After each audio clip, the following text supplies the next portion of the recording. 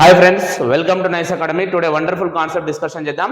ఇట్లాంటి క్వశ్చన్స్ చాలా రిపీట్ అవుతుంటాయి. క్వశ్చన్ ఏంటంటే, if A subset B then A union B is how much.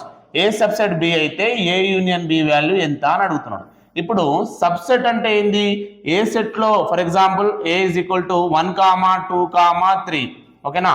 So next B is equal to 1, 2, 3, 4. A set లో ఉన్న ప్రతి element ఇగో 1, 1, 2, 2, 3, 3 అంటే ఏ సెట్ లో ఉన్న ప్రతి ఎలిమెంట్ బి సెట్ లో ఉంది. నెక్స్ట్ ఎక్స్ట్రా కూడా ఉండొచ్చు, కానీ ఏ సెట్ లో ఉన్న ఎవ్రీ ఎలిమెంట్ బి సెట్ లో ఉంటే దాన్ని సబ్సెట్ అంటాం, ఉపసమితి అంటాం. ఇప్పుడు ఓకే, కానీ క్వశ్చన్ ఏమన్నాడు మనకి? ఏ యూనియన్ బి ఎంత అంటున్నాడు. ఏ యూనియన్ బి అంటే మీనింగ్ ఏంటంటే అన్నిటిని రాయాలి, కానీ రిపీట్ అయిన ఎలిమెంట్ ను ఒకేసారి రాయాలి.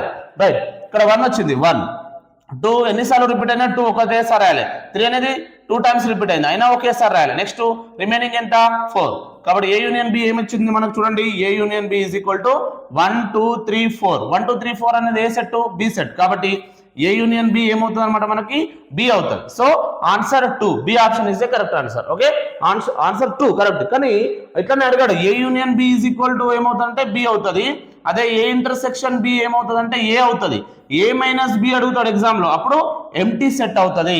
ఈ 3 కేసెస్ గుర్తుపెట్టుకోవాలి. ఓకే ఫ్రెండ్స్, ఈ వీడియో నచ్చినట్లయితే మీ ఫ్రెండ్స్ కు షేర్ చేయండి, లైక్ చేయండి, సబ్స్క్రైబ్ చేయండి. Thank you so much.